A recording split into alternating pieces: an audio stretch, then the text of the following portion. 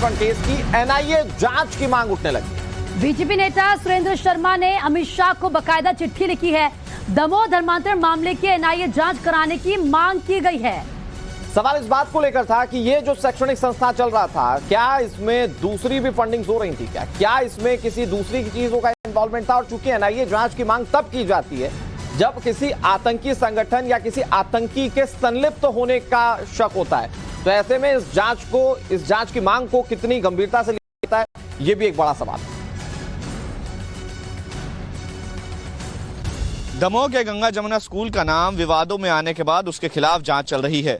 School की मान्यता खत्म होने के बाद मुस्लिम वर्ग के बच्चे और उनके अभिभावक परेशान हैं और वो इस स्कूल को खोलने की मांग भी कर रहे हैं।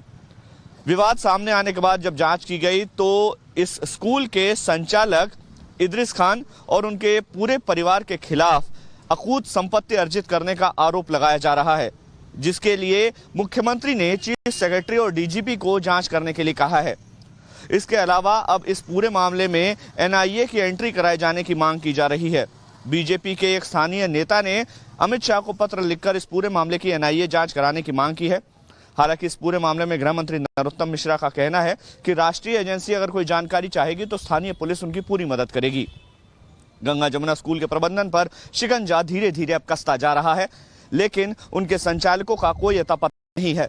पुलिस का यह कहना है कि उनसे पूछताछ की जाएगी और उनके बयान के बाद ही कोई कार्रवाई की जा सकेगी।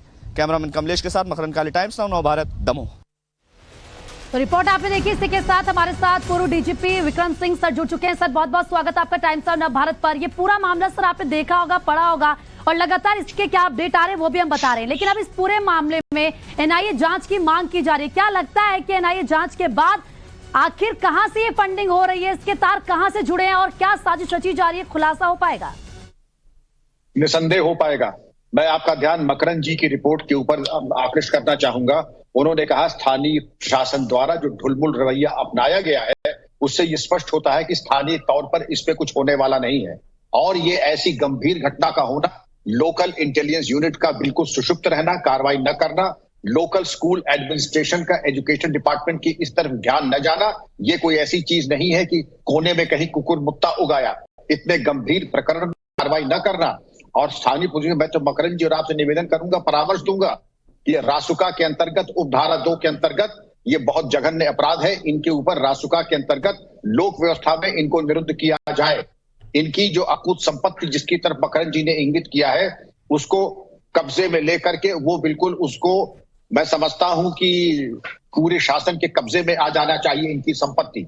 और ये जो रेडिकलाइजेशन और धर्मांतरण का खेल चल रहा है कि शासन को इनकी संपत्ति कुर्क करने के बाद इनका लाई डिटेक्टर टेस्ट कराए और एक एक पैसे का इनका हिसाब ले कि आया कहां से।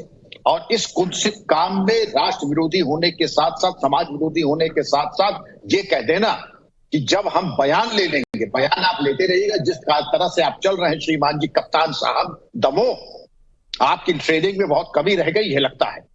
और अगर इसी तरीके से लचर और लुंजपुंज व्यवस्था आपने की है तो अपराधी तो सर चक्र बोलेंगे और आप भी सुरक्षित नहीं है। आप समझिएगा, मैं जरा गंभीर बातें कह रहा हूं। इस तरीके के ढुलमुल रवैये से अपराध पे कभी नियंत्रण हो नहीं सकता, 100 साल और नहीं होगा। माननीय मुख्यमंत्री जी कृपया देखें, ये कौन डीएमएसएसपी है दमोह के जो इतना निष्क्रिय उनका जो है कार्य पद्धति है। रासुका के अंतर्गत कार्रवाई और वारंट क्यों नहीं निकाले गए, इनकी कुर्की क्यों नहीं गई चल अचल संपत्ति की, और इसके बारे में रेडी टीम्स और इनके ऊपर पुरस्कार की घोषणा क्यों नहीं की गई। इस तरीके का अगर ढुलमुल रीत रही मकरंद जी और हमारे मित्रों, तो ये अभी और ये इनका मनोबल बढ़ेगा।